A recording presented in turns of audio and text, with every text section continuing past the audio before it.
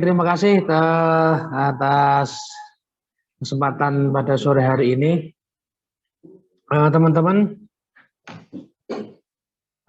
yang sudah masuk ke Zoom, selamat datang di Zoom-nya IKBDI, itu Jagongan Bermutu, Ikatan Penerbit Indonesia Daerah Istimewa Yogyakarta. Bang, pada kesempatan sore hari ini kita akan mengangkat tema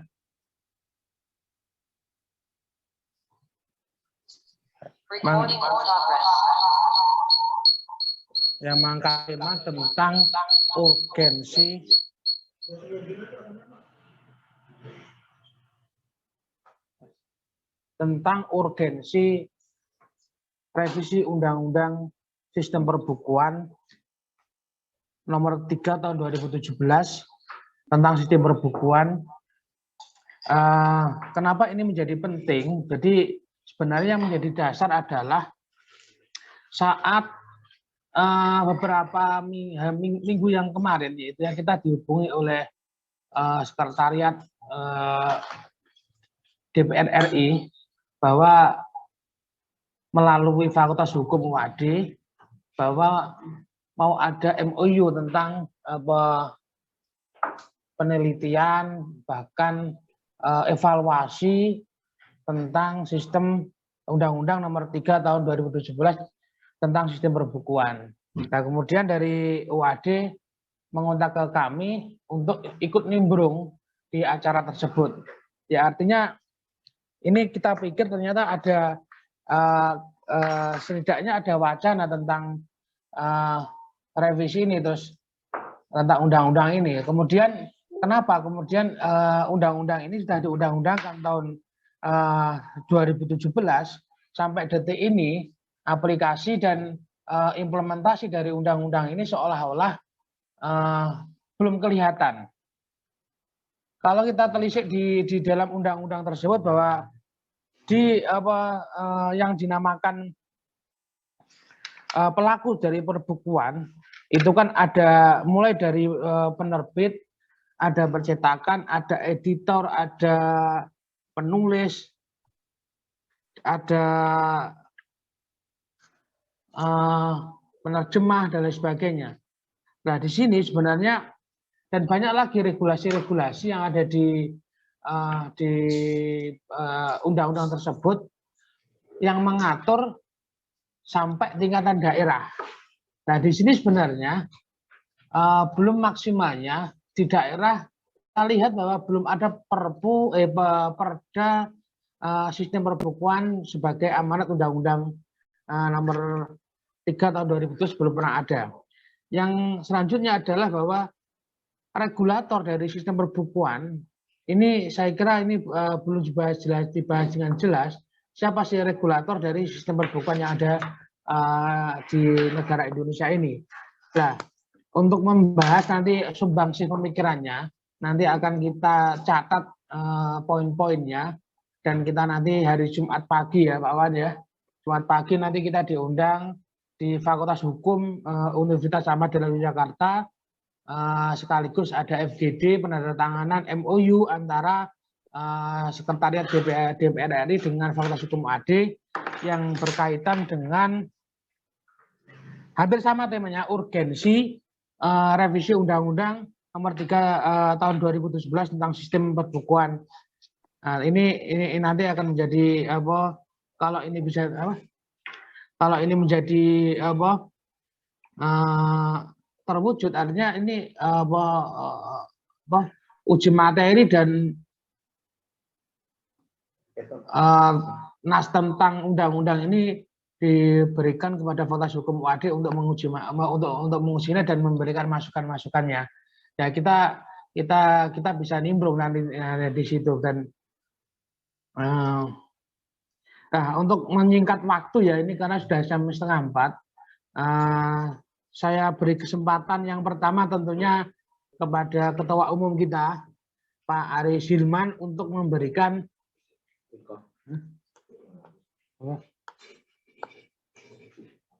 kamu sih? Oh ya. Maaf Pak Aris, ini ada dibisikis dari Pak Ketua IKPDY, aku sih aja karena ini. Karena hanya sebentar katanya. Oke, karena ini ada permintaan saya saya takut pada ketua ini nanti kan saya dicopot dengan bahaya. Oke. Nyalain undang-undang sistem perbukuan. Masa sekretaris nggak mau mengikuti ketuanya kan itu. Oke, selanjutnya kesempatan pertama saya berikan kepada Mas Wawan Arif, Ketua IKP Daerah Istimewa Yogyakarta. Monggo waktu dan ruang kami persilakan.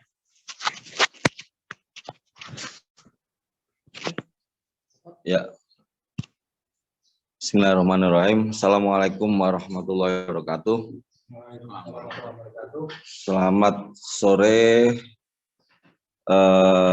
Pak Aris, selamat sore Pak Hikmat Kurnia, selamat sore teman-teman penerbit yang sudah hadir di Zoom maupun di sini ada, tapi ya tidak terlalu banyak karena ruangannya memang terbatas.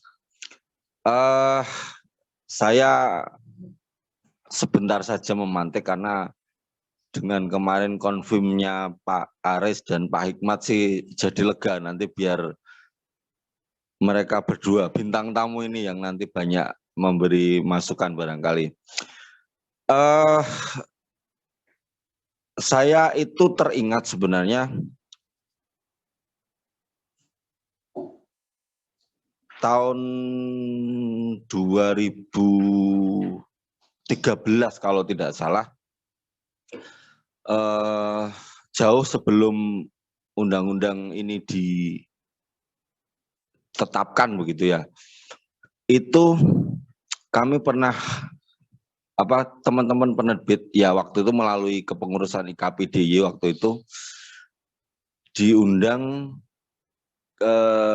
oleh DPD RI. Saya ingat waktu itu Bu Fahira Idris yang datang. Bu Fahira saat itu baru populer-populernya karena sering kontroversi di Twitter gitu ya. Jadi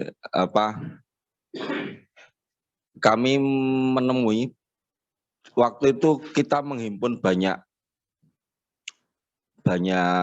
profesi gitu ya. Jadi yang datang sebenarnya bukan hanya teman-teman penerbit, tapi ya penulis ya artinya beberapa profesi yang selama ini bergelut di penerbitan buku. Waktu itu sih kami berharap ada kesempatan panjang lebar untuk ya curhat-curhatan begitulah kurang lebih. Tetapi yang terjadi saat itu hanya sebentar dan hanya semacam hearing saja gitu. Semacam hearing saja soal draft gitu. Ternyata yang sudah disusun ya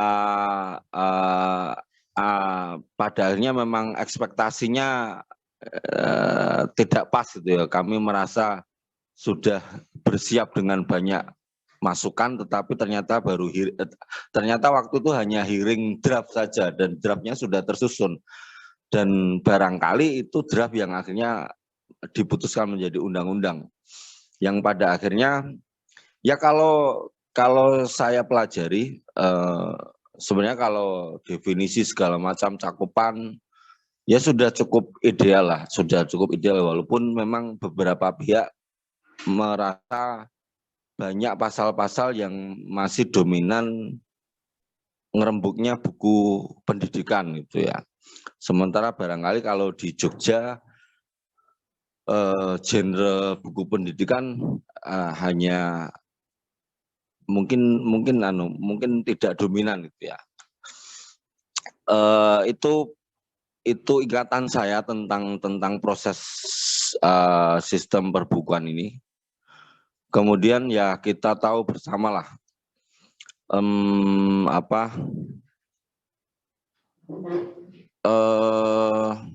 sebenarnya kalau bicara saya mungkin mengidentikan undang-undang ini apapun gitu ya, apapun namanya, apapun bentuknya, pada akhirnya indikatornya itu kan bahwa negara, pemerintah itu jelas hadir dalam support sistem industri buku ya. Ya kita tahu bahwa sebenarnya anggaran yang diputar pemerintah terutama mungkin untuk jenis buku pendidikan, saya kira memang secara nilai sudah cukup besar gitu ya. Tetapi problemnya ya kita tahulah petanya itu sebenarnya jelas juga gitu. Artinya dalam tanda kutip pemain-pemainnya itu secara peta ya sebenarnya jelas gitu ya. Nah ini yang agak repot di kami itu kan kadang kalau IKAPI itu diidentikan dengan sebuah kekuatan yang bermain di peta itu, padahal yang kami rasakan justru kami ya tidak ada di mana-mana di peta itu gitu ya, kecuali mungkin secara personal masing-masing penerbit kadang nemplek sebisanya di sebuah kekuatan di peta itu gitu. Artinya saya kira ada problem bahwa accessibility para pelaku ini masih leveling gitu ya, atau bahkan lebih banyak yang mungkin tidak terakses, tidak bisa mengakses support pemerintah yang selama ini memang sudah ada. Nah, artinya kalau memang problem itu benar ya, berarti ya ada sesuatu yang mungkin harus dibenahi di situ. Itu catatan saya. Kemudian mungkin satu lagi, kebetulan memang teman-teman IKAPI ini kan menggagas, ya mencoba menerjemahkan sebenarnya,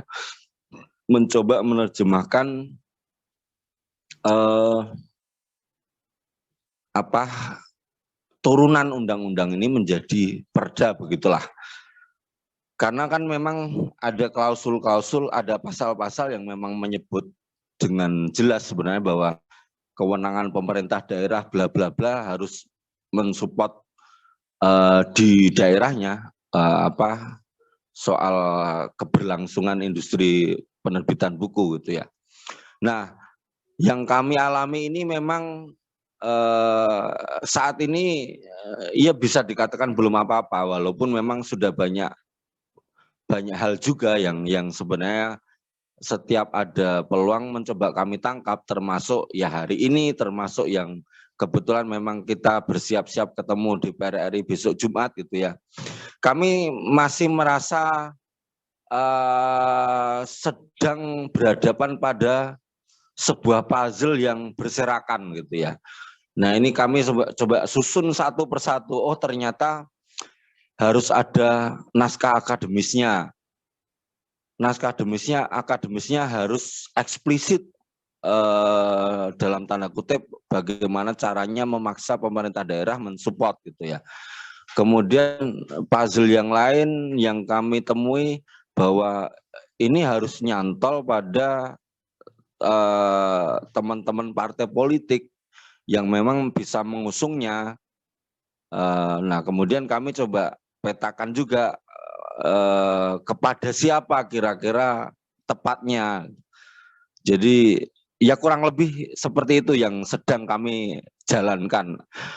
Kami sedang berhadapan pada puzzle yang berantakan, kemudian satu persatu coba kami susun, sampai pada akhirnya nanti ya tidak tahu, mudah-mudahan apa yang kami angankan soal perda ini menjadi ada titik terangnya ya, karena satu persatu sebenarnya juga sudah ada indikasi itu kepada teman-teman seniman gitu ya. Kami pernah berdiskusi panjang, karena jujur di Jogja gitu ya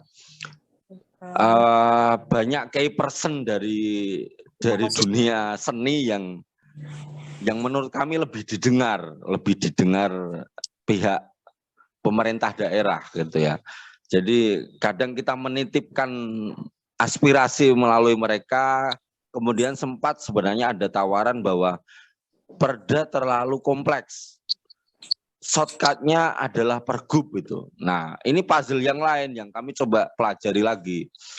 Ya 3 poin itu yang mungkin kalau saya mewakili teman-teman IKPDIY gitu ya, yang tentu saja berharap bahwa ada ya kalau kita mungkin di obrolan-obrolan sering menemukan fakta bahwa mungkin di beberapa negara lain itu begitu realnya support pemerintah gitu ya. Ya misalnya di Malaysia bahwa orang belanja buku bisa mengurangi pajaknya gitu, pajak laporan pajak tahunan itu. Kemudian misalnya di India itu konon ada komisi khusus yang menjaga harga kertas itu. Itu demi bahwa bisa menekan angka produksi seminimal mungkin. Dan saya kira banyak contoh lah teman-teman nanti di sini mungkin bisa mengungkap fakta-fakta contoh yang lain. Ya itu mungkin angan-angannya itu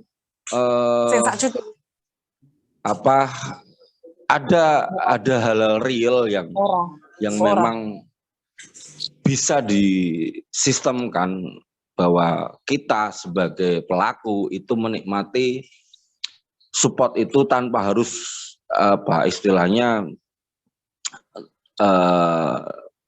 begitu kompleksnya menjemput bola gitu, karena itu yang saya istilahkan puzzle itu, karena memang menyusunnya itu juga menyusun puzzle-nya saja rasanya energinya harus luar biasa. Saya kira itu, terima kasih dan nanti mohon masukan-masukannya dari pembicara lain dan dari teman-teman yang hadir. Terima kasih. Wassalamualaikum warahmatullahi wabarakatuh.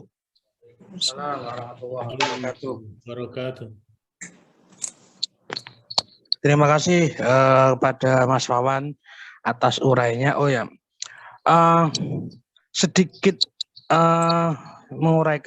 menyimpulkan dari apa yang diuraikan dari Mas Wawan tadi, bahwa sebenarnya dasar untuk sistem undang-undang sistem perbukuan ini kalau untuk dibuat perda adalah Undang-Undang Nomor 3 Tahun 2017 tentang sistem dasar hukumnya tentang sistem perbukuan. Yang kedua adalah kalau di Jogja itu Undang-Undang Nomor 13 Tahun 2012 tentang keistimewaan DIY. Yang ketiga adalah Peraturan Pemerintah Nomor 75 Tahun 2019 tentang Peraturan Pelaksanaan Undang-Undang Nomor 3 Tahun 2017. Yang keempat di DIY adalah Perda Istimewa DIY Nomor 3 Tahun 2017 tentang pemeliharaan dan pengembangan kebudayaan. Pemetaan materi muatannya adalah kalau di undang-undang adalah pasal 38 huruf A menegaskan kewenangan Pemprov menetapkan kebijakan pengembangan sistem perbukuan sesuai dengan kewenangannya. Yang kedua adalah pasal 38 huruf B menegaskan kewenangan Pemprov untuk membina, memfasilitasi, mengawasi dan mengevaluasi penyelenggaraan sistem perbukuan di wilayahnya. Dan masih banyak lagi, sebenarnya ini kita sudah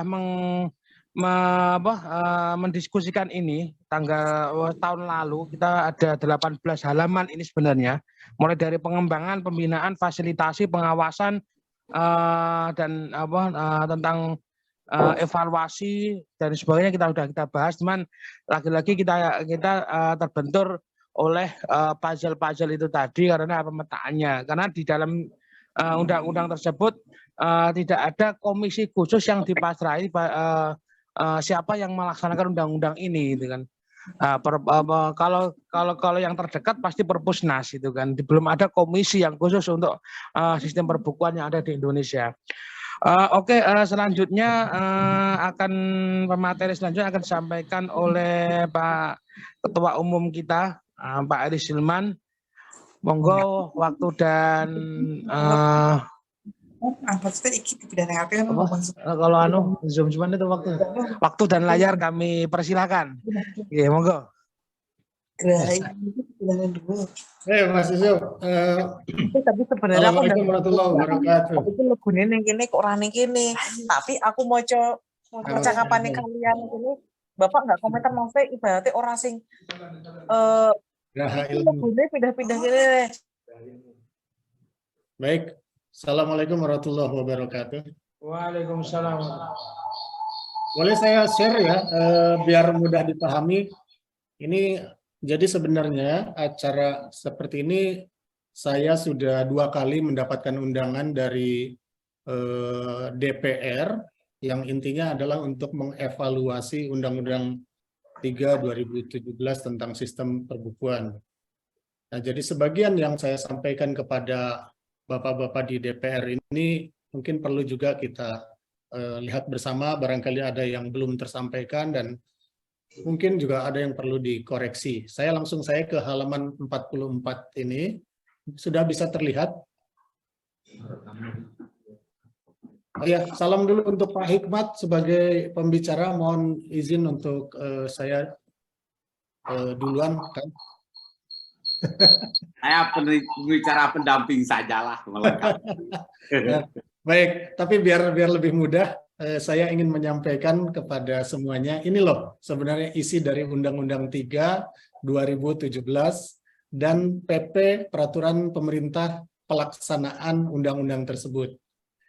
Jadi intinya ada tentang bentuk buku, jenis buku, dan isi buku, kemudian tentang hak dan kewajiban pelaku perbukuan dan masyarakat. Ada 10 pelaku perbukuan, kita adalah salah satunya. Tentu tadi sudah disampaikan juga oleh Mas Sekretaris bahwa ada penulis, editor, penerjemah, penyadur, ada desainer, ilustrator, ada penerbit, ada toko buku, ada percetakan, dan ada pengembang buku elektronik. Yang berikutnya adalah, kalau kita tentang diri kita itu adalah hak dan kewajiban, kalau pemerintah tidak bicara hak, tetapi bicaranya adalah wewenang dan tanggung jawab. Ini beda antara kita dengan pemerintah. Termasuk di sini pemerintah daerah, yang ada adalah wewenang dan tanggung jawab. Kemudian undang-undang ini mengatur pemerolehan naskah buku, kemudian penerbitan buku, pencetakan, pengembangan buku elektronik, dan sebagainya. Terus penggunaan buku, penyediaan buku, peran serta masyarakat, dan pengawasan. Di sini tidak heran kalau yang tadi disampaikan oleh Pak Ketua IKPDIY bahwa undang-undang ini beratnya ke buku pendidikan, atau paling tidak aroma buku pendidikan itu sangat luas di dalam undang-undang ini. Kita bisa melihat bahwa nanti pada sejumlah turunannya pun nanti akan saya tunjukkan bahwa semangatnya masih semangat terutama adalah buku pendidikan, walaupun di situ sebenarnya tertulis bahwa undang-undang ini mengatur banyak hal ya, dan yang dimaksud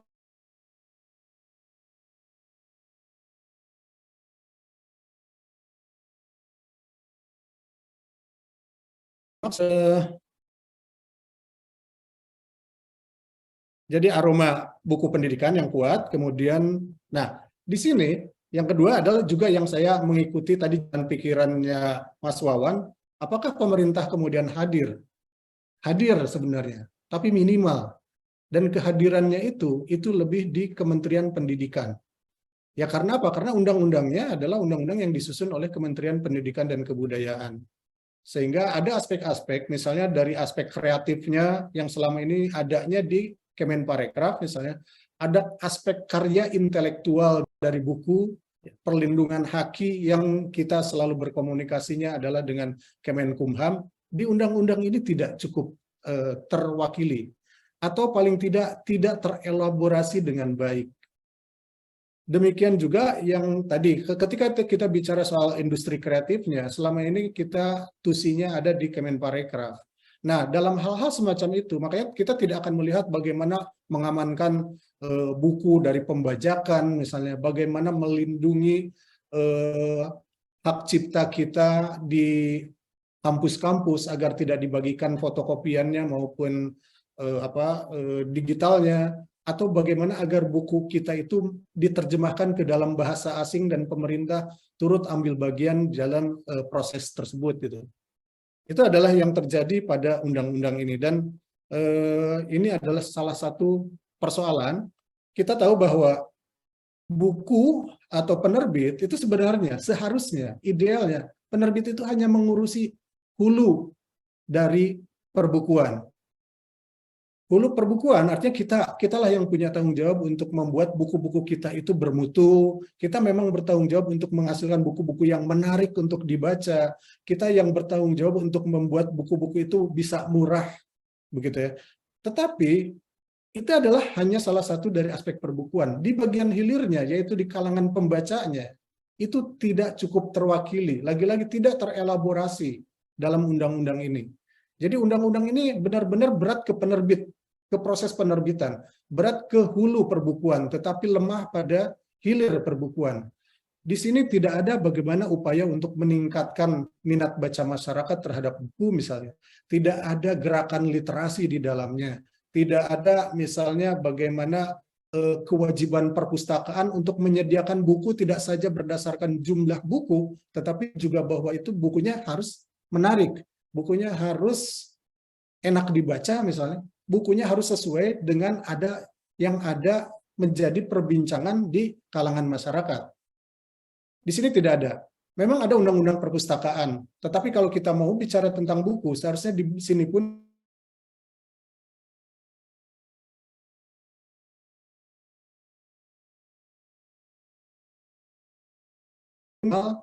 parameter dari indeks literasi. Makanya nanti sebenarnya kita harusnya bisa melangkah lebih dari sekedar undang-undang Sisbuk, kita seharusnya bicara soal literasi. Nah ini yang ada pada undang-undang ini, apa saja, tadi saya sampaikan wewenang pemerintah dan tanggung jawab. Dia tidak bicara soal kewajiban, tidak bicara juga soal hak pemerintah. Ini tanggung jawab. Nanti saya akan kirimkan ke DIY sebagai bahan untuk barangkali nanti akan bertemu dengan DPR maupun juga dengan Universitas Ahmad Dahlan. Tetapi kita bisa lihat di sini. Ini adalah ekosistem perbukuan yang sehat yang diamanatkan oleh undang-undang. Dan kita tahu, yang lingkar merah itu semuanya adalah pelaku perbukuan. Di sekelilingnya adalah masyarakat pembaca. Di mana posisi pemerintah? Tidak ada, tidak diatur di situ. Jadi ekosistem perbukuan yang sehat yang diamanatkan oleh undang-undang tidak menyertakan pemerintah di dalamnya. Jadi kalau pemerintahnya kemudian ngeles-ngeles ya wajar, karena memang juga undang-undangnya tidak sampai ke situ. Ini kita lewat saja sistem soal definisi. Ekosistem perbukuan yang sehat itu sebenarnya sangat ini adalah ekosistem perbukuan yang sehat, yaitu yang di dalamnya terdapat hubungan yang produktif, harmonis, berkeadilan di antara 10 pelaku perbukuan. Kalau kita tidak harmonis dengan pemerintah, itu tidak melanggar undang-undang. Kalau pemerintah tidak bantu kita, itu tidak ada di sini. Oleh undang-undang ini tidak menjadi persoalan.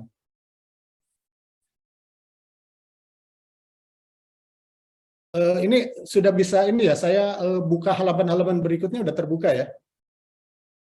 Jadi intinya adalah pemerintah sibuk dengan undang ini di hulu perbukuan.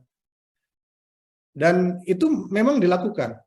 Kemendikbud selalu mengundang IKP untuk menyusun berbagai peraturan pemerintah, berbagai peraturan menteri yang terkait dengan undang-undang ini. Jadi kalau di daerah belum ada peraturan daerah terkait sistem perbukuan, di tingkat pusat itu sudah ada PP, yaitu nomor 75 tahun 2019, dan ada sejumlah peraturan menteri.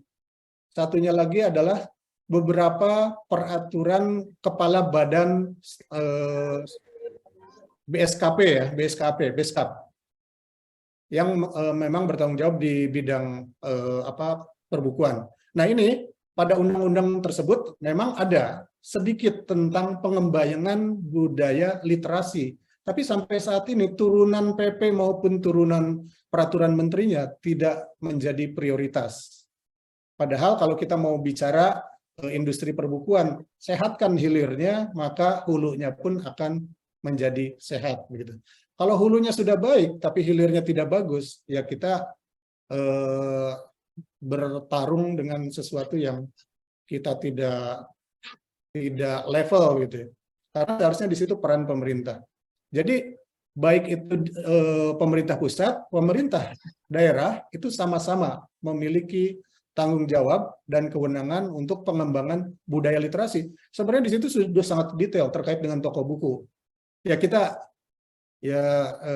berduka ya bahwa Gunung Agung akhirnya mengumumkan bahwa tahun ini menjadi tahun terakhirnya, dan itu sebenarnya sudah terjadi penurunan kita tahu sejak sebelum pandemi, tetapi kita tidak melihat respon yang memadai dari pemerintah terkait dengan tutupnya toko buku Gunung Agung itu. Jadi di sini ada pelanggaran terhadap Undang-Undang Sistem Perbukuan sebenarnya. Ketika toko buku yang usianya 70 tahun, yang didirikan antara lain juga atas kontribusi para tokoh bangsa kita, dan tidak ada respon apapun dari pemerintah terkait tutupnya toko yang sangat bersejarah ini. Ini yang tadi saya akan sampaikan sedikit sebagai gambaran bahwa yang sekarang banyak disampaikan itu adalah regulasinya lebih ke hulu perbukuan, bukan ke hilir perbukuan. Lebih banyak membina kita, para pelaku perbukuan.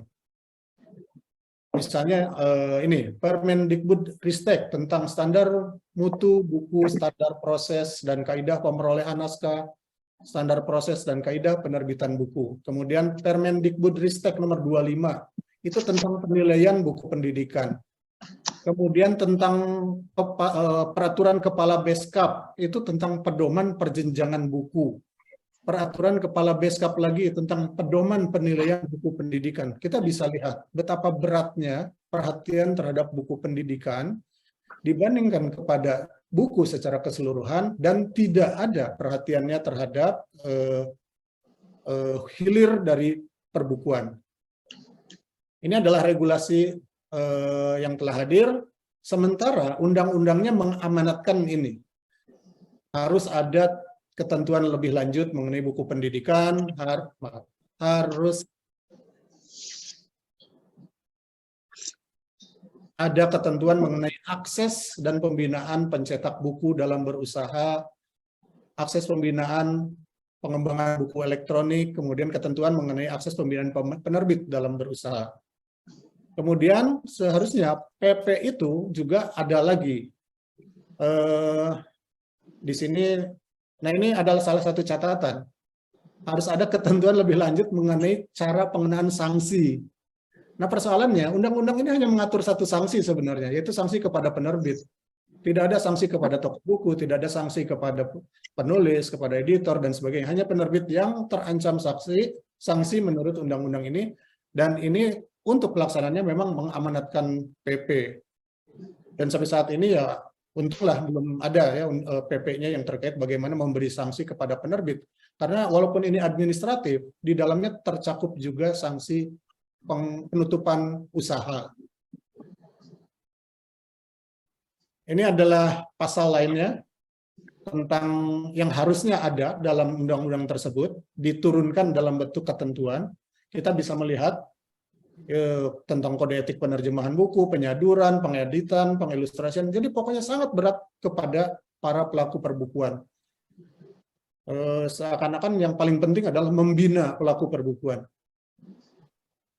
Nah, pasal yang mengamanat PP ini juga, nah ini baru ada ketentuan mengenai peran serta masyarakat dalam menciptakan memajukan ekosistem perbukuan yang sehat. Pemerintahnya belum ketemu kita. Harusnya seperti apa? Ini juga pasal-pasal yang mengamanatkan peraturan menteri sebagai turunannya. Nah, yang sudah ada, ini adalah yang sudah ada, tadi sudah saya sampaikan, standar mutu buku pendidikan, standar buku mutu umum, standar pemulihan naskah, kaidah pemulihan naskah, kemudian penyusunan buku teks, baik utama maupun pendamping. Ini sama, masih tentang para pelaku perbukuan. Padahal di dalamnya seharusnya ada hal-hal lain. Ini yang terkait misalnya insentif fiskal, kemudian ini harus ada undang-undangnya, peraturan pemerintah.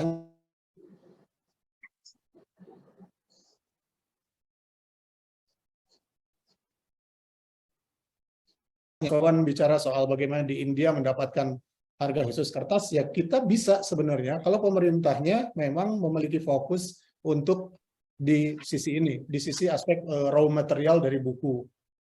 Bukan saja hanya aspek pembinaan secara manajemen. Kan yang sekarang juga sedang dijalankan adalah bagaimana membina kita secara manajemen. Selain dengan sekarang pengadaan SKKNI, Standar Kompetensi Kerja Nasional Indonesia untuk semua pelaku perbukuan ke-10, pemerintah juga sedang membuat lembaga akreditasi, yang itu nanti intinya adalah pembinaan kepada 4 pelaku perbukuan yang berupa institusi, yaitu penerbit, percetakan, pengembang buku elektronik, dan toko buku. Ini adalah tanggung jawab pemerintah pusat yang tidak terelaborasi melalui PP, termasuk juga Perda. Seharusnya misalnya ada kewajiban mempromosikan kebudayaan nasional melalui buku, tetapi kita tidak pernah mendapatkan fasilitasi penerjemahan buku ke luar negeri. Sementara negara-negara lain kita bisa terjemahkan buku dan kita mendapatkan grant untuk penerjemahan buku. Kemudian ini misalnya daerah itu seharusnya ada untuk penerbitan buku yang konten lokal, yang disebut sebagai pengadaan naskah buku. Itu seharusnya ada di daerah sekalipun gitu. Itu tidak terelaborasi, tidak terturunkan dalam ketentuan yang lebih rendah sehingga kita tidak bisa melaksanakan undang-undang ini. Jadi tanggung jawab pemerintahnya itu lebih pada ekosistem perbukuan yang sehat. Ekosistemnya sendiri lebih banyak mengatur internal hubungan antar para pelaku perbukuan, tetapi tidak membicarakan soal tadi atmosfer penjualannya, tata niaganya, itu tidak. Makanya tidak heran kalau kita mengalami kesulitan karena memang hilirnya tidak sehat. Seharusnya iklim perbukuan yang sehat itu mencakup juga adalah iklim pemasaran yang sehat juga, yang tercermin antara lain dengan tingkat minat baca yang tinggi. Kira-kira itu yang sebenarnya sedang terjadi. Lebih baik nanti kita sambung saya, karena ini sebenarnya banyak sekali halaman yang bisa saya klik, tapi intinya 3 sih sebenarnya. Menurut saya, undang-undang ini terlalu berat kepada hulu dari perbukuan. Pemerintah itu sangat memperhatikan pembinaan dan hubungan antar pelaku perbukuan dan mengemasnya sebagai ekosistem, hal itu sebagai ekosistem perbukuan yang sehat. Undang-undang ini sangat sedikit mengelaborasi hilir perbukuan yang terkait dengan kebiasaan masyarakat membaca dan penyediaan akses terhadap bahan bacaan. Undang-undang ini seharusnya dapat dikembangkan menjadi undang-undang literasi. Literasi itu bukan hanya minat baca. Di dalamnya terkandung yang pertama tentu adalah melek huruf. Tidak mungkin ada literasi kalau tidak melek huruf. Tapi masyarakat kita tidak punya persoalan dengan melek huruf karena 98%, 90% masyarakat kita bisa membaca. Tetapi begitu anak-anak kita umur 15 tahun di-assess untuk membaca, maka hasilnya kita berada pada level 1 dan 2 dari 6 yang seharusnya tersedia. Hanya level 1 dan level 2, itu 99% adanya di sana. Ketika diberi kalimat yang pendek, mereka masih bisa mengerti. Begitu dikasih kalimat yang agak panjang, anak-anak kita mulai bingung. Anak umur 15 tahun, mengikuti assessment dari OECD. Begitu dikasih kalimat yang dengan tingkat abstraksi yang lebih tinggi, anak-anak kita tidak paham apapun. Sehingga inilah yang disebut sebagai reading performance. Kalau Pak Menteri Pendidikan yang terdahulu menyebutnya sebagai daya baca. Kemampuan baca itu daya baca. Daya bacanya memang tidak tinggi. Dan itu sebenarnya salah satu yang membuat cacat dari indeks literasi kita. indeks literasi kita dari sudut SDM, inputnya sudah bagus. Kita memiliki wajib belajar yang sangat panjang. Tetapi begitu assessment, artinya pada output bacaan, kita mengalami nilai yang sangat rendah. Parameter berikutnya dari indeks literasi adalah akses terhadap bahan bacaan. Nah, ini juga yang tidak cukup terwakili oleh undang-undang ini, karena akses terhadap bahan bacaan, misalnya bahwa buku itu tersedia di toko bukunya tutup karena tidak mampu lagi untuk mengatasi situasi yang tidak kondusif ini. Perpustakaannya lebih memilih buku-buku yang murah daripada buku-buku yang bermutu dan sedang populer atau sedang menarik minat baca gitu. Perpustakaannya tingkat kelayakannya juga rendah. Itu di sekolah-sekolah angkanya hanya berkisar 19% sampai dengan 32% yang layak, sekolah yang layak, yang perpustakaannya memang layak. Jadi, dan yang ketiga adalah pembinaan kebiasaan membaca. Itu semua tercantum dalam indeks ahli baca yang dikeluarkan oleh Kemendikbud. Sayangnya kemudian indeks ahli baca ini tidak juga masuk ke dalam alur pemikiran ketika membuat Undang-Undang 3 2017. Saya rasa demikian ya, Mas sebagai pemantik. Nanti saya kirimkan. Tetapi intinya literasi kita harus diperbaiki kalau kita ingin para penjual buku, para penerbit buku ini sehat begitu. Demikian. Assalamualaikum warahmatullahi wabarakatuh. Waalaikumsalam warahmatullahi wabarakatuh.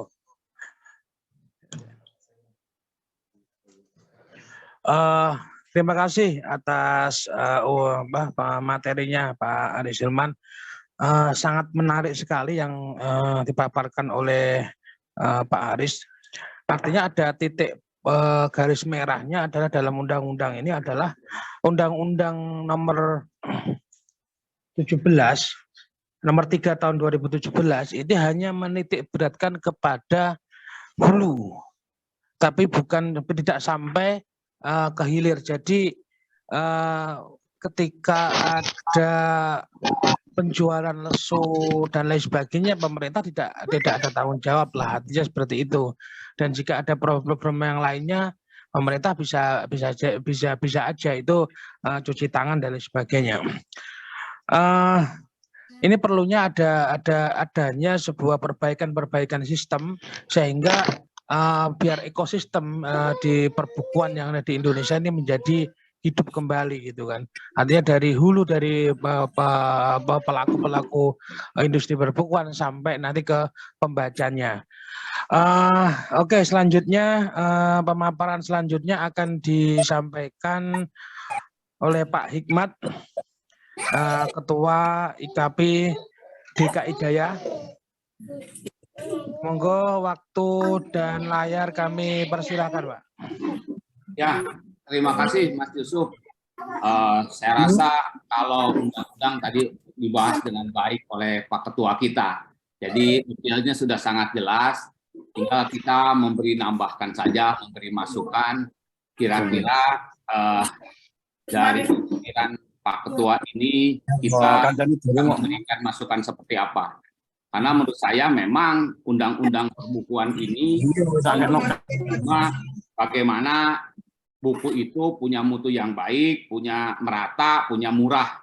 Mungkin 3 kosakata 3M itu karena pantes-pantesannya saja menjadi undang-undang. Padahal terus terang saja ini sebenarnya kalau pantesnya memang bukan sistem undang-undang sistem perbukuan nasional, ini hanya undang-undang tentang perbukuan pendidikan saja menurut saya. Karena kalaupun buku umum dibahas itu sangat kecil sekali. Apalagi kalau kita diredusir lagi menjadi ini hanya membahas industri perbukuan di hulu seperti Pak Ketua bilang. Nah, dari situ sebenarnya kita bisa melihat bahwa undang-undang ini tidak punya mimpi besar tentang strategi perbukuan nasional. Dulu kita pernah berdebat lah di DPR bagaimana sebenarnya undang-undang ini harus dibuat. Dan saya rasa dari 2011 mungkin ada Kang Jaja, ada teman-teman lain, itu juga sangat concern waktu itu bagaimana sebenarnya sistem perbukuan nasional itu tidak meredusir menjadi hanya urusan buku pendidikan gitu. Kalaupun yang sekarang tersaji memang sangat meniberatkan buku pendidikan. Kita telah bedah lah tadi, Kang Aris sudah membedah dengan sangat baik industri undang-undang itu, sehingga kalau kita berbicara strategi perbukuan atau kita upaya pemerintah untuk menaikkan literasi, itu undang-undang ini tidak memadai pasti. Undang-undang ini tidak punya arah kemana yang harus dituju. Semua hanya bagaimana membuat buku mutu, merata, dan murah. Berhenti di situ saja, sehingga turunannya pun hanya mendefinisikan pantas-pantasnya saja. Gitu. Artinya misalnya ketika bicara kewenangan pemerintah pusat, bicara kepentingan daerah, itu kan pasti akan gampang. Siapa sih lembaga yang akan bertanggung jawab terhadap pengembangan perbukuan ini? Lembaga tertinggi yang pemerintah yang ada kan pusat perbukuan saja.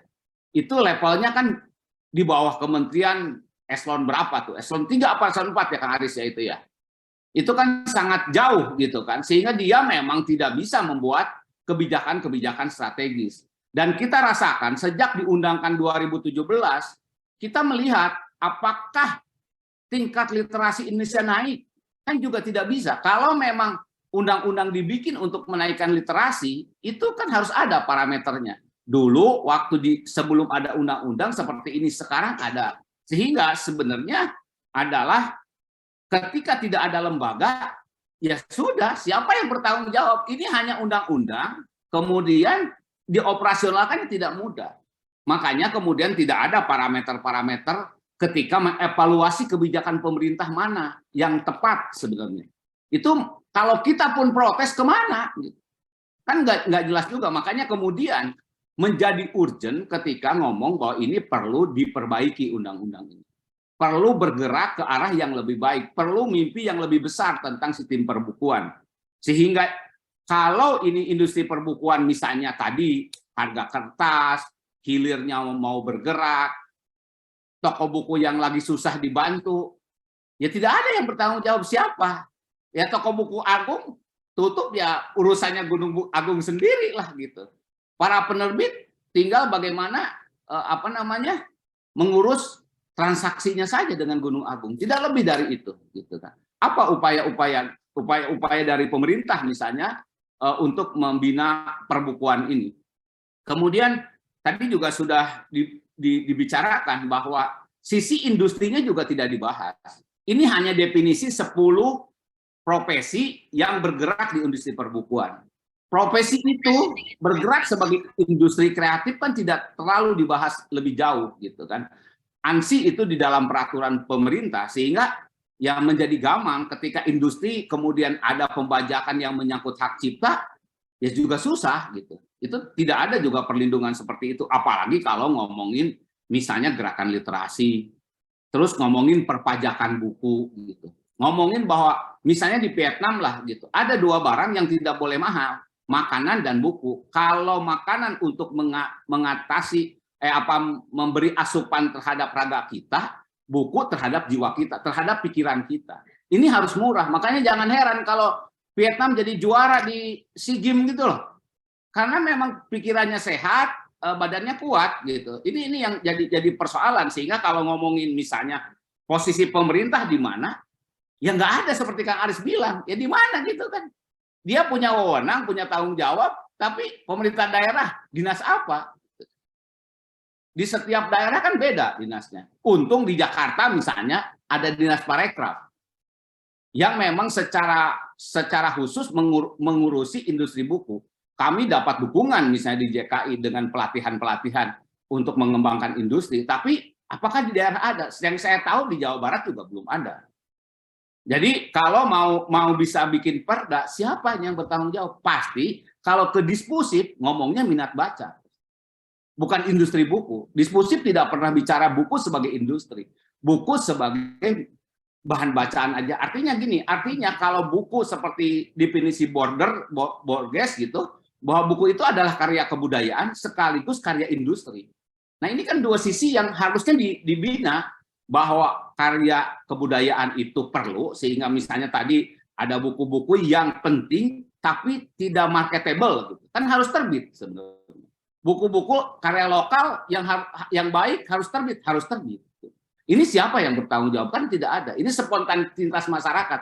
Ini sebenarnya dengan struktur yang ada itu membebankan ke para penerbit, ke pelaku perbukuan, tidak membebankan ke pemerintah. Terus tanggung jawab pemerintah dalam meningkatkan perbukuan di mana? Membina literasi di mana? Gitu. Didorong hanya peran masyarakat saja. Sehingga apa? Sehingga ya, itu pun masyarakat yang di hulu, yang di hilirnya tidak. Kalau misalnya kita ngomong sebelum pandemi lah, sebelum pandemi itu kan dominasi sebuah toko buku itu sangat besar dalam mata rantai distribusi buku. Kan harusnya itu memang tidak boleh, kan harus merata gitu kan, harusnya. Nah, karena itu berhubungan dengan undang-undang persaingan usaha misalnya. Kan tidak ada tindakan apa-apa juga. Ya biarkan saja. Sampai sekarang terjadi keseimbangan sendiri. Karena toko buku online naik dengan kenceng gitu, toko buku konvensional turun pelan-pelan. Itu dengan sendirinya saja, kehendak semesta saja kita memperoleh keseimbangan baru. Jadi menurut saya sepakatlah bahwa ini harus direvitalisasi. Mari kita kembalikan tujuan undang-undang itu apa? Kalau sekedar mutu merata dan murah, ya pemerintah juga sudah bisa. Kalau buku pendidikan saya rasa buku pendidikan itu tidak ada peran swasta juga bisa. Ya kurikulum pemerintah yang buat, buku teks utama yang buat, kan merata, murah juga kalau nggak dibeli gitu kan. Sekarang swasta harus masuk di mana? Karena kalau minat baca menurut saya bukan buku-buku yang dipaksa siswa untuk membaca. Yang minat baca itu kalau masyarakat atau siapapun mahasiswa itu dengan gembira membaca buku. Itu realnya sebenarnya minat bacanya. Karena kalau dipaksa seperti mahasiswa yang suruh membaca karena tugas kuliah, siswa yang membaca karena pelajaran, kan itu tidak minat baca, itu keterpaksaan saja. Jadi menurut saya sisi minat bacanya harus ditingkatkan, sisi industrinya harus ditingkatkan, dan sisi kebudayaan terutama. Ini karena buku bagaimanapun produk budaya. Kalau strategi 3 besar ini bisa dicapai, rasanya undang-undang perbukuan nantinya akan lebih powerful. Barangkali itu masukannya. Terima kasih. Oke, terima kasih Pak Hikmat. Sarannya sangat banyak dan sangat bagus sekali. Tentunya saya agak menggelitik tentang kenapa Vietnam menjadi juara ASEAN tadi karena sangat serius mengurusi dunia literasi karena mensana in compresano itu kan di dalam tubuh yang sehat dan jiwa yang kuat. Menarik bahwa Pak Hikmat memaparkan begitu detail tentang kendala-kendala ini bukan undang-undang sistem perbukuan ini bukan tidak bisa disebut sistem perbukuan, tapi mungkin lebih ke undang-undang sistem perbukuan pendidikan barangkali seperti itu. Bahwa kemudian bagaimana bahwa undang-undang ini bisa mencakup tentang hak-hak dari pembaca. Dari hilirnya, ini hampir sama yang disampaikan oleh Pak Aris bahwa undang-undang ini tidak pernah mengurusi tentang hilirnya itu seperti apa. Bahkan toko buku mau bangkrut, penerbit mau bangkrut itu nggak ada persoalan. Tapi di sisi lain, kalau urusan pajak itu kan, pemerintah duluan mensurvei penerbit untuk bagaimana taat pajak gitu kan. Tetapi ketika penerbit sempoyongan bahwa menerbitkan buku tidak kuat, memasarkan bingung, itu tidak ada tanggung jawab sama sekali. Lah, karena apa? Ekosistem di tingkatan negeri, di tingkatan hilir juga tidak pernah dibangun oleh pemerintah. Seperti itu. Dan buku yang menarik lagi adalah bahwa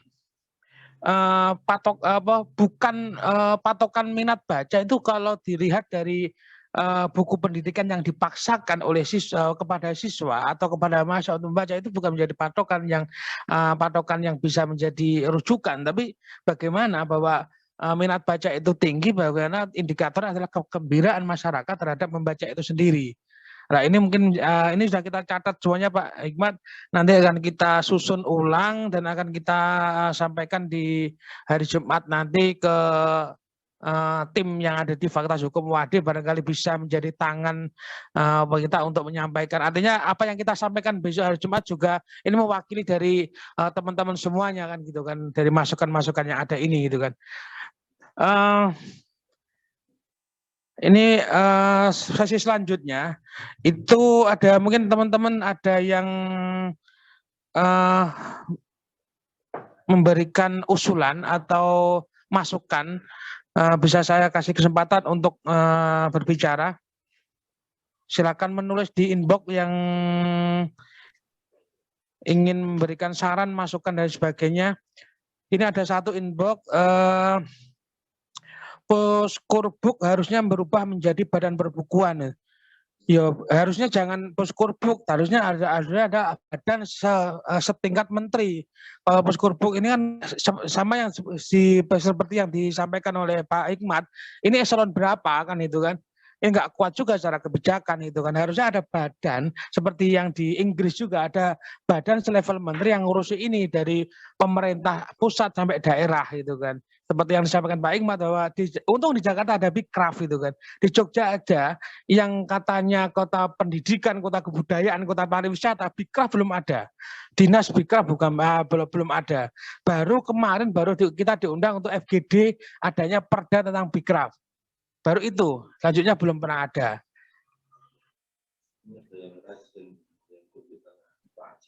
Pak Jaja, oke. Pak Jaja ada yang tunjuk tangan, monggo.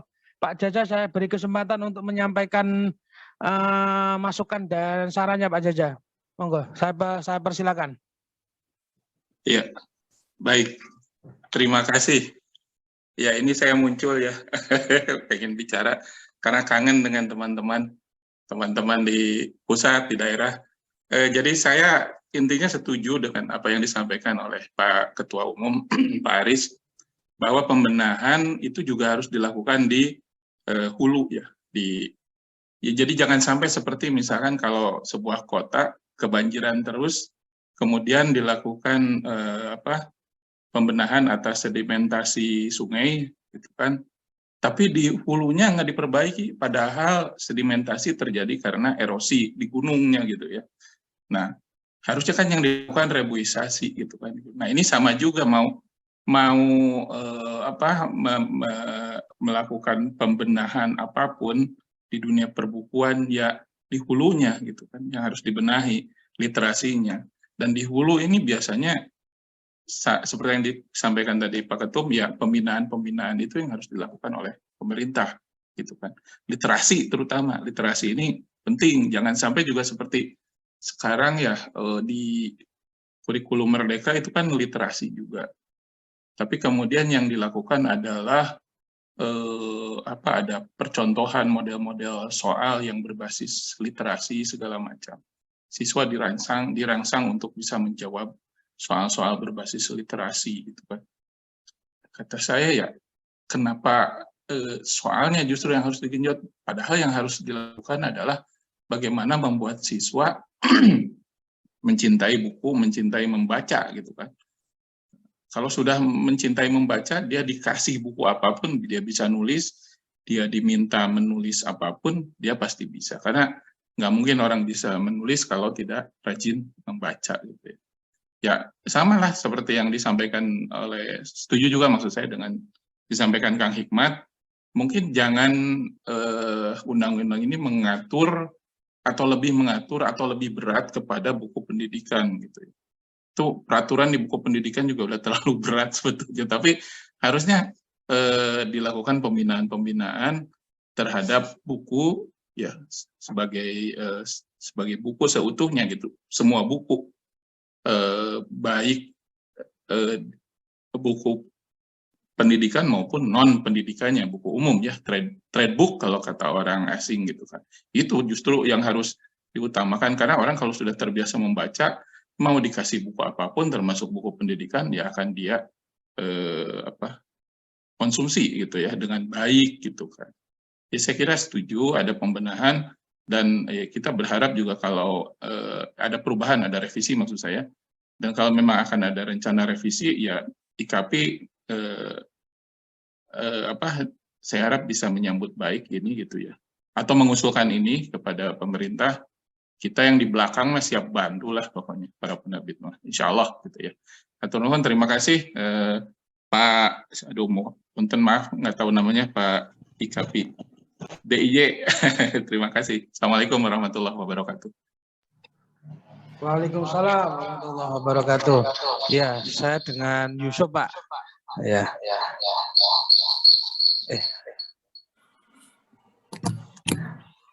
Oke, tanggapan dari Pak Jaja cukup menarik bahwa ya sebenarnya kalau disimpulkan sebenarnya semua buku itu adalah mengandung unsur pendidikan. Tidak ada buku yang tidak ada yang mengandung unsur pendidikan itu kan. Teman regulatornya itu kan lebih kepada buku pendidikan kan gitu kan. Mungkin ada teman-teman yang lain pengen sumbangsi ini pemikiran barangkali masih punya waktu kita sekitar sampai jam 5 ya, masih ada setengah jam untuk nimbrung. Atau sebelum ada yang melambaikan tangan lagi atau yang pengen berbicara, Pak Wawan pengen menanggapi yang tadi bahwa kita mungkin pernah ketemu Pak Sultan untuk bicara itu, barangkali disampaikan. Monggo. Enggak, saya nambahin yang ini aja.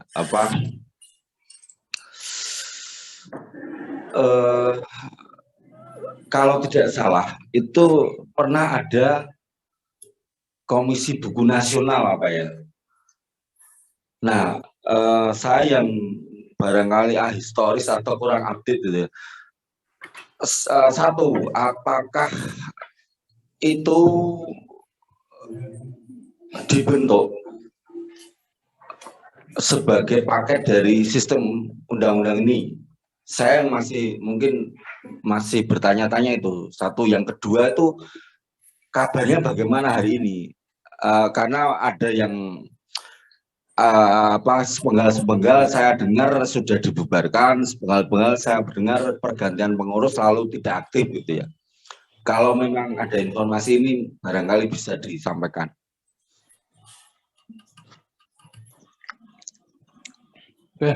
Oke, mungkin Sudah dibubarkan. ada yang bisa menanggapi karena pengurus IKP DIY ini rata-rata masih muda, jadi mungkin secara umur penerbitan itu kan masih maksimal 20 tahun gitu kan, ya lebih sedikit tapi ini rata-rata ini masih di atas 15 tahun. Barangkali belum ada yang tahu tentang komisi perbukuan itu. Mungkin Pak Aris atau Pak Hikmat bisa menjelaskan apa itu pernah ada sistem komisi perbukuan. Monggo Pak Aris mungkin. Sebenarnya saya masih muda, jadi mungkin Pak Hikmat. Sama dengan teman-teman di Jogja, saya juga baru. Tetapi sekitar 2019 KBN dibubarkan. Jadi dulu memang di dalamnya adalah orang-orang luar Kemdikbud yang terutama waktu itu setahu saya karena adanya rencana kita untuk Frankfurt Book Fair. Ini sebenarnya yang lebih tahu Pak Jaja, karena kepengurusan Pak Jaja waktu itu sudah terlibat ya. Dan dari IKP pada saat itu juga ada yang duduk di KBN, misalnya Ibu Lucy. Ibu Lucy, setelah Frankfurt Book Fair yang tadinya diketuai oleh Gunawan Muhammad, terakhir diketuai oleh siapa? Pak Jaja, aduh kok jadi lupa. Kalau nama cewek saya lupa. Ya ampun, Mbak Laura. Ya, namanya Kang Hikmat itu. Atau mungkin Pak Jaja bisa menjelaskan nambah itu. Ya. Pak Jaja harus Pak Jaja yang menjelaskan. Pak Jaja yang semuanya tahu. Monggo Pak Jaja, menjelaskan sedikit biar ini pengetahuan buat kami lah. Ini mohon maaf mengenai komite perbukuan itu, justru saya itu termasuk yang paling tidak tahu waktu itu di kepengurusan zaman dulu sih. Karena yang tahu itu seingat saya Ibu Nova, Pak Husni, mungkin Ibu Ida ya, Bu Lucy pasti gitu kan tahu. Nah itu mereka yang tahu. Kalau saya kan urusannya gimana berhubungan dengan pemerintah, bukan saya nggak urusan ekspor apa copyright itu nggak paham saya. Bu Kartini mungkin yang tahu. Tapi yang jelas katanya komite itu sekarang sudah dibubarkan ya, sudah dibubarkan. Pak Husni ada mungkin bisa disebut beliau aktif nih. Saya Pak. Husni jawab tuh. Oh bukan Husni Kamil Pak. Oh, bukan Husni Kamil, beda maaf. Ya nggak ada Husni Sawi, Husni Kamil lah.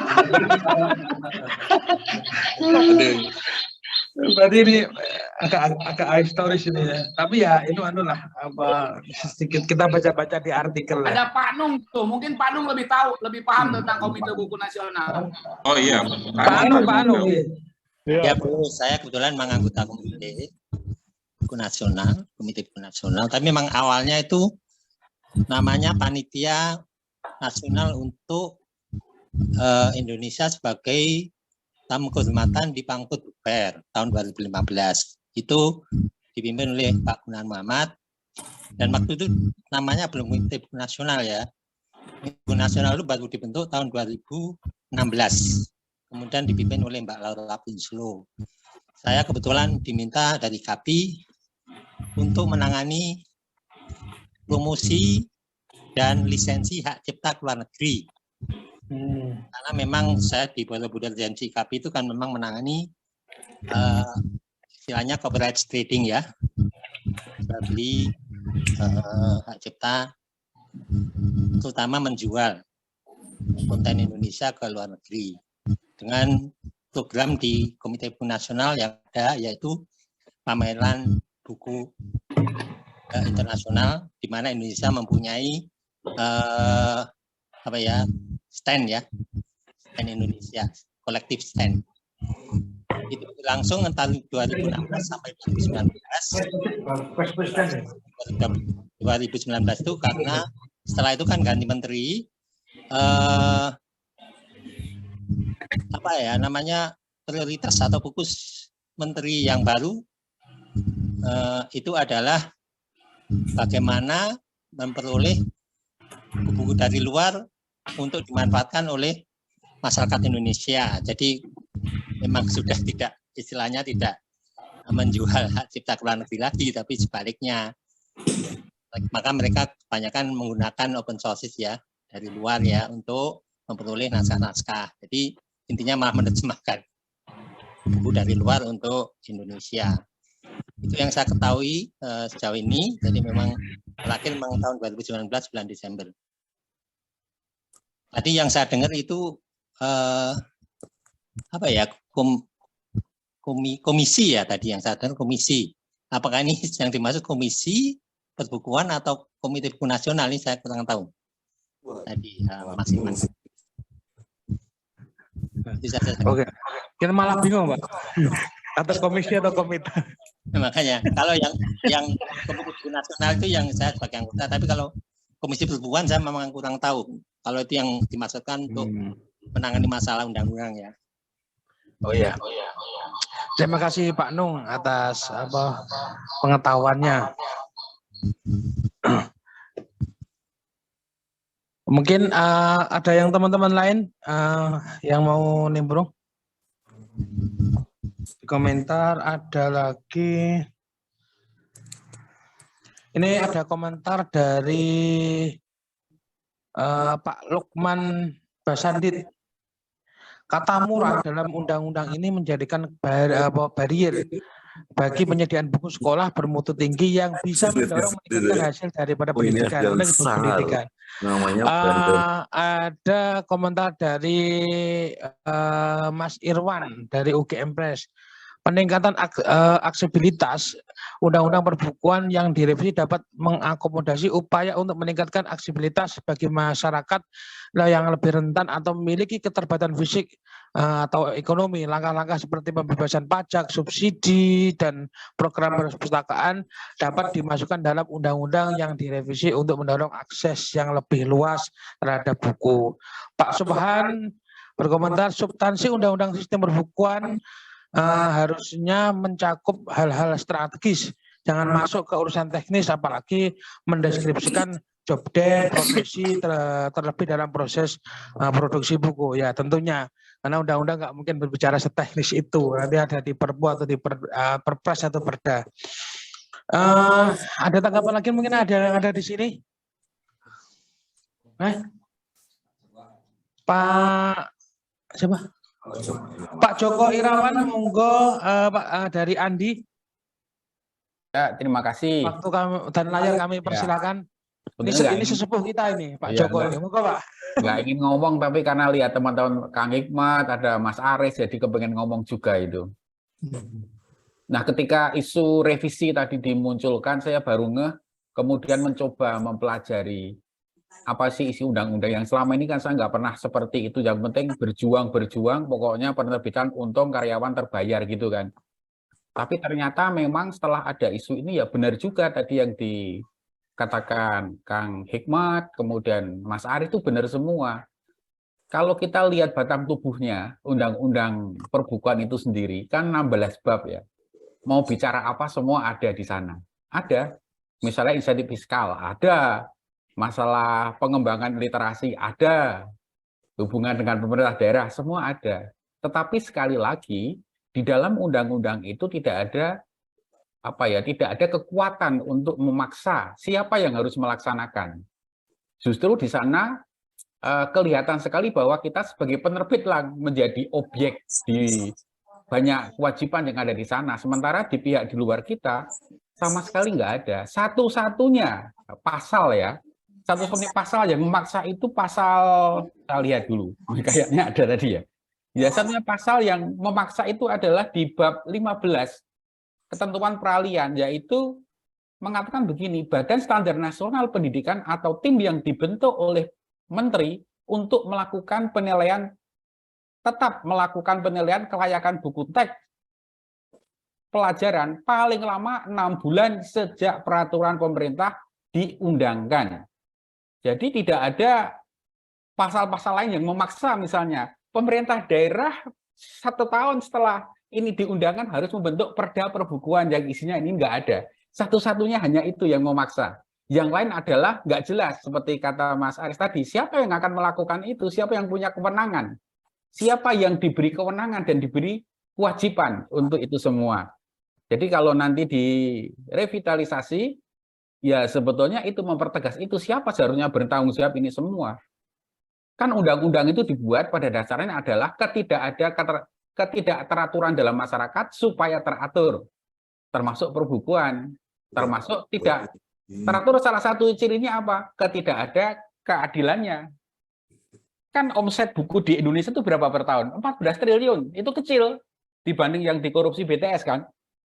14 triliun. Nah, 14 triliun kita bagi kue. Ya, kue ini kan berapa ribu penerbit yang ada di Indonesia itu. Jadi sangat amat kecil sekali. Dan itu pun tidak merata. Tidak merata karena ada ada aturan-aturan yang terkait dengan perbukuan ini termasuk Puskurbuk tadi, sehingga tidak semua penerbit bisa menerima kue dari dana yang ada dari negara APBN melalui BOS. Itu kan tidak semuanya. Apalagi terus ditambah dengan adanya HET dan lain sebagainya. Sehingga marginnya tidak layak untuk kita dapatkan yang tidak memiliki modal dan mesin yang efisien. Begitu teman-teman, terima kasih. Wassalamualaikum. Waktu saya kembalikan. Waalaikumsalam. Waalaikumsalam warahmatullahi wabarakatuh. Menarik sekali ini. Sesepuh.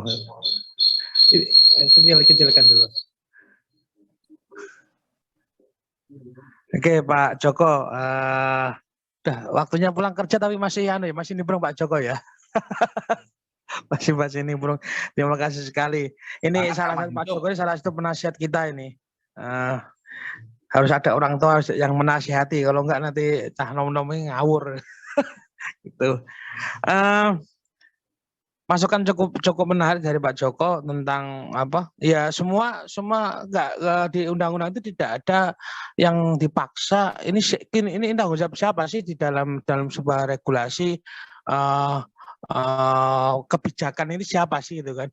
Apakah selama ini yang seolah-olah ditujukan ke Perpusnas itu kan, seolah-olah ditujukan ke Perpus, baik itu perpustakaan daerah atau perpustakaan nasional dan lain sebagainya. Justru malah undang-undang ini malah objeknya adalah seolah-olah yang tanggung jawab adalah penerbit itu sendiri, gitu. Bahkan kebijakan anggaran pun gitu kan. Itu juga ketika kita pernah sowan ke DPRD DIY, ya tanggapannya ya dingin-dingin saja gitu kan, dikembalikan lagi ke Diknas Dikpora seperti apa, dan dikembalikan kepada Perpusda seperti apa, DPAD seperti apa. Artinya ya itu lagi mentah lagi gitu kan. Waktu beberapa hari yang lalu ada ketua komisi D yang membawai tentang dunia literasi juga ditanyain, ya anggarannya ada, tapi kan kebijakan siapa yang bisa mengajukan ini kan lama ini kita cari-cari. Kalau di Jogja itu kan kita agak kesulitan juga itu kan, apakah itu wewenangnya dari DPAD atau dari Dinas Pendidikan. Bahkan dari Dinas Pendidikan sendiri sampai hari ini kita surati untuk kita bertemu aja sampai hari belum direspon. Sudah hampir setahun itu kita telepon lagi juga nggak ada respon sama sekali itu kan.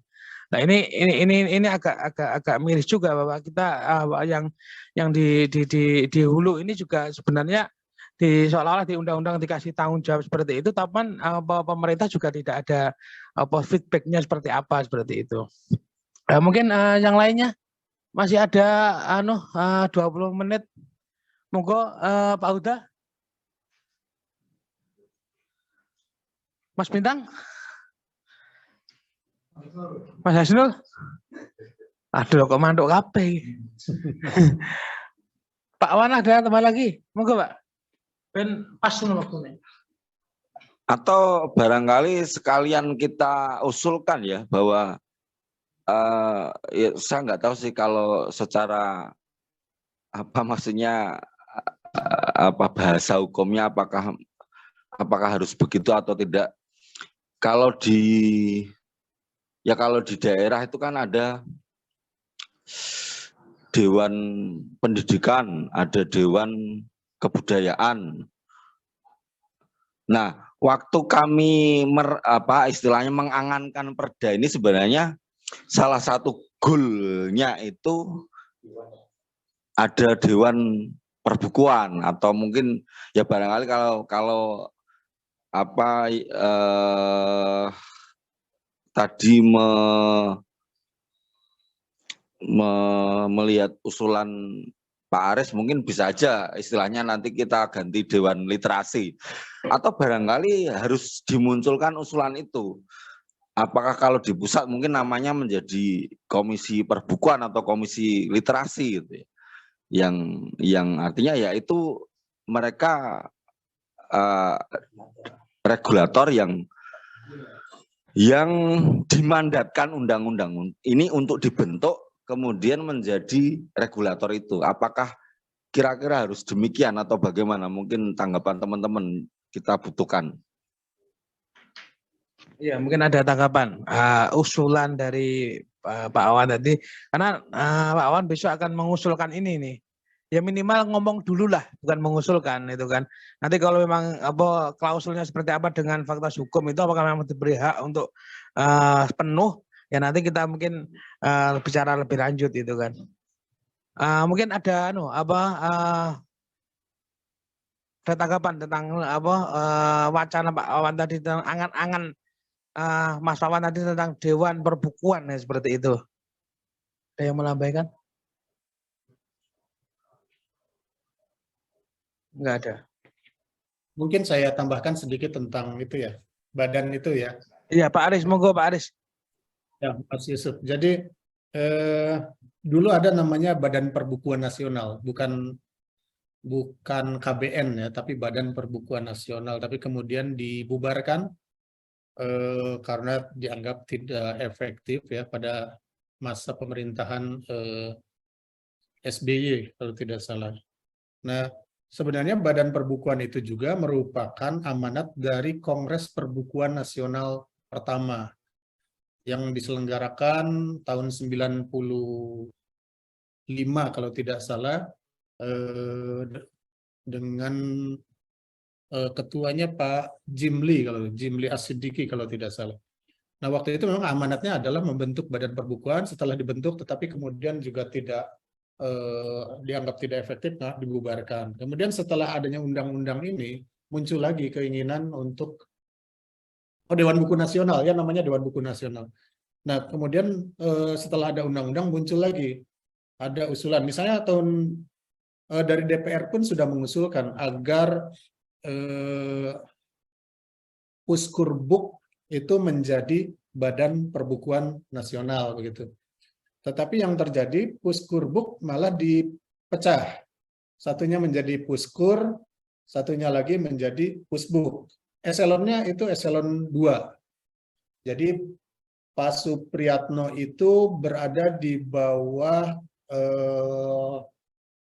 supervisi dari Kepala Badan Beskap itu apa ya? Badan Standarisasi Kurikulum dan Asesmen Pendidikan itu. Dulunya Balitbang, sekarang namanya Beskap. Nah, tapi sekitar tahun 2021 itu sebenarnya sudah ada upaya untuk kembali menyelenggarakan Kongres Perbukuan Nasional kedua. Dan sudah dibentuk sejumlah, ada istilahnya ada tim kecilnya, IKP juga dilibatkan di dalamnya, yang kemudian menghasilkan sebuah kertas kerja kenapa kita memerlukan adanya Kongres Perbukuan kedua tersebut, Kongres Perbukuan Nasional kedua, yang di dalam kertas kerja itu juga kita mengusulkan kembali adanya Badan Perbukuan Nasional itu. Tetapi ya karena ganti pejabat, ganti kebijakan, maka kemudian kertas kerja itu tidak pernah sampai ke tangan menteri. Jadi dan setelah itu pembicaraan tentang Kongres Perbukuan maupun juga Badan Perbukuan Nasional kemudian hilang lagi, tidak menjadi bahan pembicaraan lagi di sana ya, setidaknya di Pusbuk lah waktu itu. Kira-kira itu yang ada di yang saya tahu ya terkait dengan badan atau apapun. Jadi kalau tadi KBN itu sebenarnya sesuatu yang berbeda, bukan itu mungkin yang sebenarnya yang dimaksudkan oleh Mas Yusuf sebenarnya. Lebih ke tadi Dewan Perbukuan Nasional, Badan Perbukuan Nasional seperti yang diamanatkan oleh Kongres Perbukuan tahun 95. Terima kasih Pak Hikmat. Ya Pak Hikmat, Pak Aris. Maaf. Iya.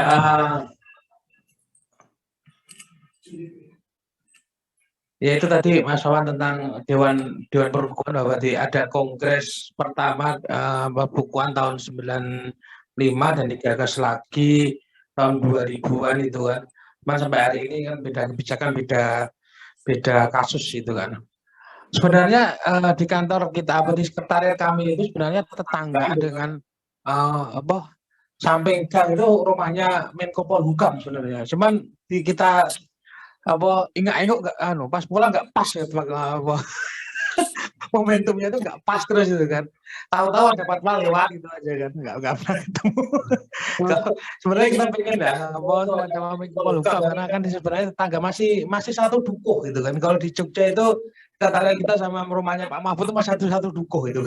Barangkali kita bisa solo kesah itu kan. masih ada tanggapan lagi buat teman-teman kalau memang koreksi ya, saya kira Ralat, sudah cukup karena sudah jam 5 kurang 10. Ralat sedikit mohon maaf. Jadi Dewan Buku Nasional itu tahun Ya. 99, dibubarkannya 2014 ternyata. Oh, dibubarkan 2014. Ya. Iya. Pak Husni Kamil, angkat tangan, monggo Pak Husni. Ya, terima kasih. Mungkin selaras dengan apa yang disampaikan rekan-rekan semua, memang kita sebagai insan perbukuan sih memang butuh butuh agar literasi maupun perbukuan ini diurus dengan serius seperti itu. Jadi sistem perbukuan yang undang-undang yang sudah ada ini memang jadinya tidak bermanfaat seperti itu. Jadi, dan dulu sempat ada yang sempat mati itu seperti perbukuan ya, Dewan Buku Nasional yang sudah tutup. Ya mungkin kita bisa buat, kita bisa usulkan agar dibuat Dewan Perbukuan ini, tetapi itu harus kuat karena ini akan lintas kementerian. Jadi minimal seperti bisa diarahkan di Menko atau bahkan wakil presiden atau siapapun itu yang karena ini lintas mungkin itu kalau tidak serius bukan hanya toko-toko buku yang berguguran, lama-lama penerbit berguguran, jadi kita tetap harus berjuang agar bisa tidak gugur di perjalanan waktu ini. Terima kasih. Assalamualaikum warahmatullahi wabarakatuh. Waalaikumsalam warahmatullahi wabarakatuh. Iya, terima kasih ya Pak Husni Kamil. Ini maaf, ini fasilitas Zoom-Zoomannya IKPDIY itu minimalis, jadi sering benging gitu. Karena iuran anggotanya ini ya, buat ngutra sekretariatan. Apalagi buat bikin pameran ya. Jadi Oke, masih ada tanggapan lagi? Ini saya kira garis besarnya sudah kita tangkap ya. Ya mungkin buat bahan kita karena kita diundang ya, nanti buat bahan kita ketemuan besok hari Jumat nanti gitu. Mungkin teman-teman kalau memang sudah nggak ada lagi, saya cukupi saja.